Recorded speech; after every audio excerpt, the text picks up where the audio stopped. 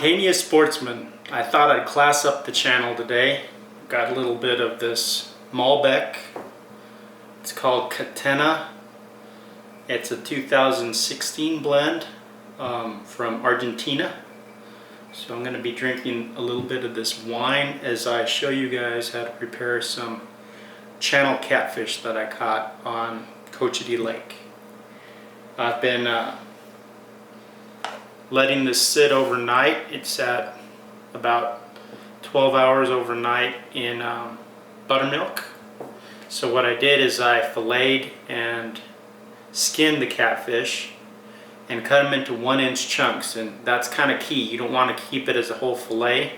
If you put it into chunks, it'll cook more evenly, because what we're going to do is fry it. So the buttermilk is the first step, and then you take it out of the buttermilk and you'll put it into a mixture of all-purpose flour. This is Great Value brand, of course, from Wal-Mart, which I really like Wal-Mart products. Just all-purpose flour. Put this in a paper plate, and then I'll take some of this Team Catfish Gourmet Fish Seasoning, and what it says is just cracked black pepper and premium seasoned salt. I'll just put a little bit of this in here into the flour, and you're just kind of eyeballing it. Then some Trader Joe's chili lime seasoning blend. This is really good stuff. I like this stuff on just about everything. Steak too. Put that into your flour mix. I like to go a little bit heavy on this ground cayenne pepper. Mix that in there so it gets a little spicy. And some garlic salt.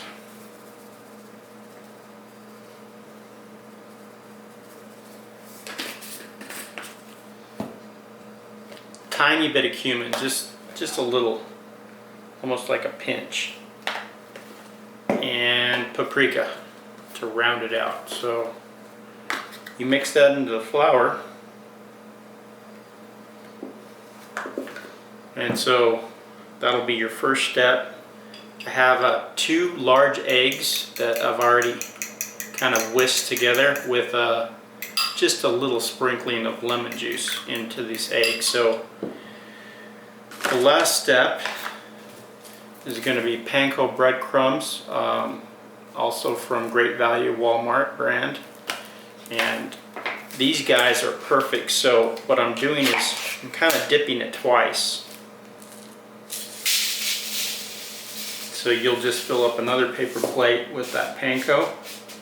So it'll go buttermilk, flour mixture, egg, and then finish off with panko. And usually what I do with the panko is I'll take some crushed ground black pepper and just sprinkle that in, just to kind of give it a little bit more kick. What we're going to do is we're going to fry this outside, and I'll show you guys that setup after we've done with the process. So basically what I'm going to do here is I'll take my fork. Let me move all this stuff out of the way here.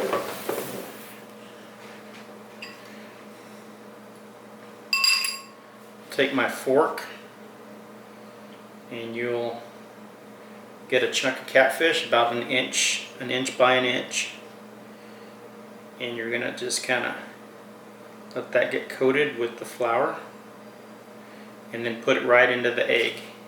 And what I forgot to do is mix all this spices up with the flour, so don't forget to do that.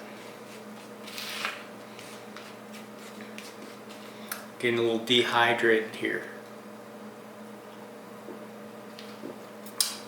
What I do with the wine, get a milk frother, one of those whisker sticks, and let it aerate for about 2 minutes. That's just gonna make that wine taste even better. So I mixed up my flour. So I'm gonna have my processing here. Coat it in the flour. Then it goes into the egg, and then it gets finished in the panko. So that's going to make it super crispy, hopefully. The double coating, flour and panko.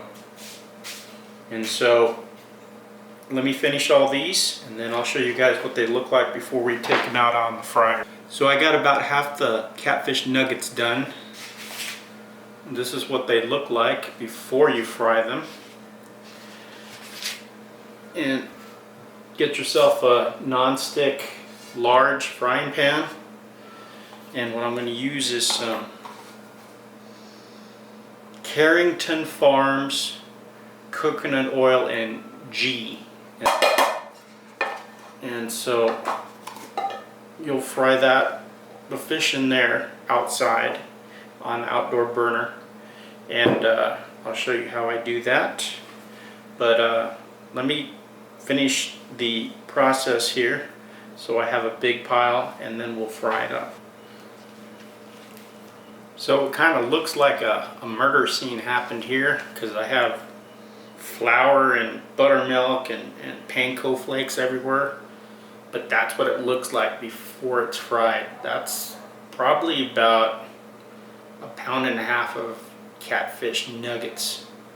So I'll show you guys outside how the burner looks and we'll fry it up. So this is what the burner looks like. It's basically a 3-setting, inner ring, middle ring, outer ring. Got the propane there, melting the ghee and coconut butter. And I got one of these off, but what we'll do is we'll put as many as we can in there, about 2 minutes per side.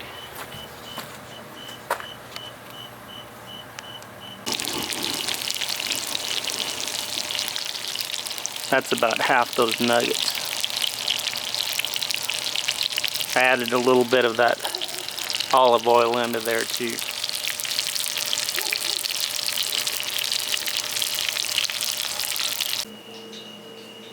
This is what they look like when they're done cooking. Crunchy and savory. So this is what it looks like. Panko breaded. A little bit of blackness, but it's because it's super dark outside and I couldn't really see. You need to really fry stuff in the daylight if you're doing it outside. Most of this stuff was golden brown though. I mean, it turned out awesome. Nice and soft inside, crispy, spicy on the outside.